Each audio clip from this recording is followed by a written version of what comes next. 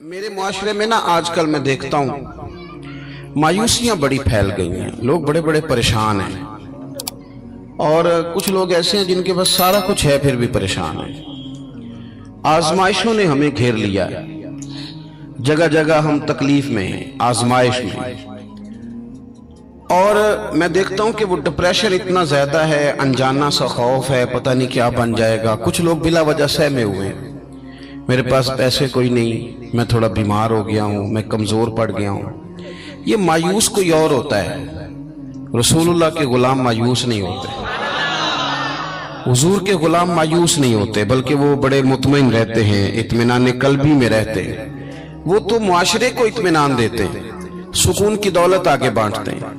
آپ جب آہستہ آہستہ مایوس ہونے لگ جائیں گے، پیچھے تھک وہ بندہ نہیں جاتا جس کا جسم تھکتا ہے، تھک وہ جاتے ہیں جن کے اعصاب تھک جاتے ہیں، جن کا ذہن تھک جاتا ہے۔ جو لوگ فکری طور پہ کمزور پڑ جاتے ہیں نا، میں بیمار ہوں تو شاید کبھی تندرست نہیں ہوں گا، میں کمزور ہوں، غریب ہوں تو پتہ نہیں کبھی امیر نہیں ہوگا، میں پتہ نہیں مطلب پیچھے میں نے رہنا ہے، یہ میرے ساتھ کبھی کوئی شاید وفا کرے گا ہی نہیں۔ ہم نہ ذہنی طور پہ تھک جاتے ہیں۔ رسول کریم علیہ السلام نے جو چیز ہمیں سب سے زیادہ دی ہے وہ امید کی دولت ہے، امید کی دولت۔ امید، کبھی امید نہ ٹوٹنے پائے ہماری۔ اچھا سوچیں، اچھا گمان کریں، آنے والے وقت کے بارے میں خیر کی امید رکھیں۔ حضور مبشر ہے، خوشخبری دیتے ہیں۔ ہمیں نبی پاک صلی اللہ علیہ وسلم نے اٹھ کر جینے کا طریقہ بتلایا، حضور نے ہمیں خوش رہنے کے سلیقے بتائے۔ حضرت سیدنا معاذ بن جبل رضی اللہ تعالیٰ عنہ فرماتے ہیں، جب پیارے حبیب علیہ السلام نے مجھے یمن کے لیے بھیجا نا گورنر بنا کے، تو کئی نصیحتیں حضور نے فرمائی تھیں۔ ایک نصیحت حضور نے یہ فرمائی تھی کہ معاذ، لوگوں کو نا نفرت نہ دلانا، انہیں خوشخبریاں دینا، انہیں خوشخبری۔ ہم نے ایک دوسرے کو مایوس کرتے ہیں، او جی چھاڑو تو کتے جا، سارا کھیڑ پیسے دی، تیرے کو پیسے کوئی نہیں، تیرا کچھ بھی نہیں بن سکتا۔ ہم ایک دوسرے کو کہہ رہے ہوتے ہیں سارا پنڈ مر جائے، ماڑے دا بچہ چودھری نہیں ہو سکتا۔ بھئی یہ آپ کمزور باتیں خود بھی کرتے ہیں، لوگوں کا دل بھی آپ توڑتے ہیں۔ آپ لوگوں کو امید دلائیں، ان کو آگے بڑھنے کا شوق دیں۔ بہت گناہگار آدمی، بہت، میرا مالک جب چاہے، جس کو چاہے، جس وقت چاہے اور جس وقت وہ چاہے، کسی لتھڑے ہوئے کو اٹھائے، توبہ کی توفیق بھی دے اور اپنا قرب خاص بھی عطا فرمائے۔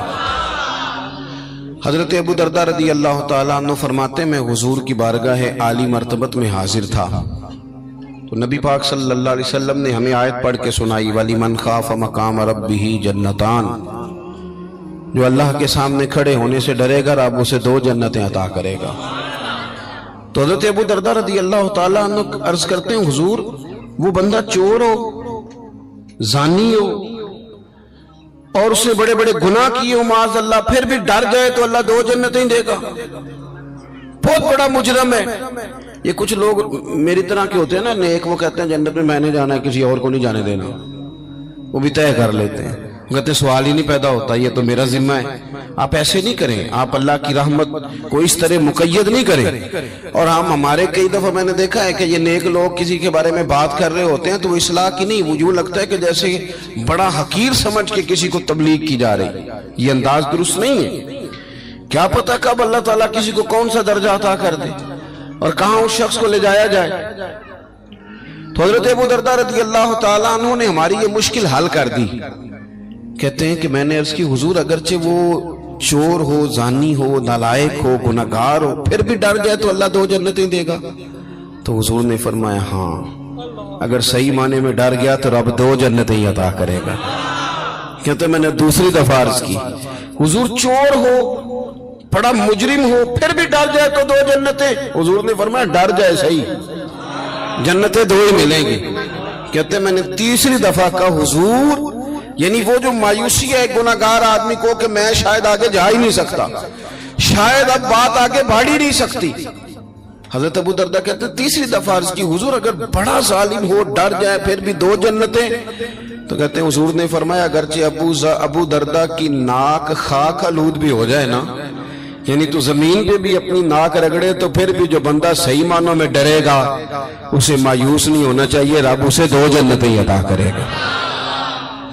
हुजूर ने हमें खुशखबरी दी आगे बढ़ने। हम जब बैठते हैं ना तो गलतियां डिस्कस करते हैं, कोताहियों पे गुफ्तगू करते हैं। हम अपने दोस्तों की, रिश्तेदारों की, गली मोहल्ले वालों की गलतियां, फिर थोड़ा आगे बढ़ते हैं तो हम सियासतदानों की गलतियां, ताजरों की गलतियां, फिर थोड़ा और आगे बढ़े तो फिर मौलवियों की गलतियां। फिर जब हमारा दिमाग चला तो जिस बेचारे आदमी को सही तरीके से कुछ लफ्ज जुमले भी नहीं कहने आते, वो मशाइख की गलतियां नोट कराता फिरता है। बड़ी बड़ी दूर लोग निकल जाते हैं, दूर। आप ये काम नहीं करें। इस तरह तो ये लगेगा कि इस माशरे में अच्छा बंदा ही कोई नहीं, सारे लोग ही बुरे। इस तरह तो फिर लोगों का एक दूसरे के बारे में दिल सख्त हो जाएगा, रवैये कठिन हो जाएंगे हमारे। हाँ, एक दूसरे की जो देखिए ना, हुजूर ने क्या फरमाया, फरमाया उज़्कुरू महासिन मौताकुम। तुम में से जब कोई बंदा दुनिया से जाए तो उसकी अच्छी अच्छी बातों का जिक्र करो। उसकी जो, इसका मतलब ये है कि हर बंदे में कोई अच्छी बात है ना। हुजूर ने फरमाया अच्छाइयों का जिक्र करो, तुम जमीन पर अल्लाह के गवाह। आप अच्छी बात लेके आएंगे, खुशखबरी, और बड़ी जल्दी घबरा नहीं जाएंगे कि ये लोग सही हो ही नहीं सकते जी, पाकिस्तान का कुछ नहीं बन सकता जी, ये इस यहाँ के लोग नहीं, भैया आपने कैसे बात कर दी, इतनी जल्दी आप इतनी दूर निकल गए। हजरत ज़ैद बिन हारिसा रदी अल्लाह तआला अन्हु फरमाते, मैं ताइफ के सफर में हुजूर के साथ था। मक्के वालों ने बात नहीं मानी, हुजूर को बड़ा परेशान किया, तो महबूब पाक का इरादा एक करम हुआ कि मैं ताइफ जाके ना लोगों को दीन की बात बताऊं। हुजूर ताइफ तशरीफ ले गए। आप गौर करेंगे कि सब लोगों ने पत्थर मारे, इतने पत्थर मारे कि लहू लुहान कर दिया, पूरा वजूद तकलीफ में। हुजूर वहां से बाहर निकले। किस कदर इंसान को गुस्सा, हमारे यहाँ तो जनाब गुस्सा सिर्फ वो उस बंदे से हम राजी होते हैं जो हमारी मर्जी के मुताबिक चले, बाकी हम किसी से राजी हो जाएं ये सवाल ही नहीं पैदा होता। इन सब लोगों ने पत्थर मारे, रोड़े मारे। करीम महबूब सल्लल्लाहु अलैहि वसल्लम एक बाग में तशरीफ फरमा हुए, पानी पिलाया। जनाब ज़ैद बिन हारिसा कहते हैं, मैंने अर्ज की हुजूर इन्होंने बड़ा ही तकलीफ दी है, बड़ी अज़ियत दी है, दुआ करें ये बर्बाद हो जाए, दुआ कर। और मैंने बड़े दर्द से कहा। हुजूर ने फरमाया कर दो दुआ, या रसूलल्लाह कर दे। हुजूर ने हाथ उठाए, कहा अल्लाहुम्मा हदी कौमी फइन्नहुम ला यअलमून। अल्लाह मेरी कौम को हिदायत दे दे, इन्हें पता ही नहीं ये क्या कर रहे हैं। इस तरह इंसान बच्चे के बारे में नहीं कहता कि इसे पता ही नहीं, अभी लाशऊर है, अभी तो नादान है। फरमाया ए अल्लाह इन्हें हिदायत दे दे, इन्हें पता ही नहीं ये क्या कर रहे हैं, इन्हें खबर ही नहीं। कहते मैंने अर्ज की हुजूर आप दुआ कर रहे हैं और इन्होंने इतनी तकलीफ दी, अब मेरे नबी पाक की उम्मीद देखना, हुजूर की दी हुई उम्मीद देखना। अल्लाह के रसूल फरमाने लगे, ज़ैद क्यों हम इनकी तबाही के लिए दुआ मांगे, अगर ये आज हमारी बात नहीं मानते, कलमा नहीं पढ़ते, तो मुझे उम्मीद है इनकी आने वाली नस्लें कलमा पढ़ जाएंगी। अगली नस्ल से उम्मीद लगा लेते हैं, आगे बढ़ जाते हैं, थोड़ा आगे निकल। मायूस हो जाना, परेशान हो जाना, कमजोर पड़ जाना, काम छोड़ जाना, ये थके मांदे लोगों का तरीका है। ये उन लोगों का तरीका है जो माशरे के अंदर लोगों को पीछे की तरफ धकेलते हैं, आगे लेके जाना लोगों के अंदर ये शऊर बेदार नहीं करते। हुजूर ना बात करते। ये नौजवान जरा मेरी बात सुने, आपने ना, चूंकि अल्लाह ने जवान ज़हन दिया होता है, आपने ना बहुत सारे लोगों को ताजा रखना है।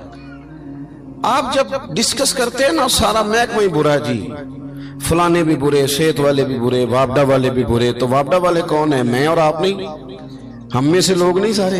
महकमा सेहत में कौन है, हम में से लोग नहीं। पुलिस में कौन लोग हैं, हम में से ही नहीं। हमने अपने आप को ठीक करना शुरू करना है तो बड़ी सारी चीजें सही हो जानी।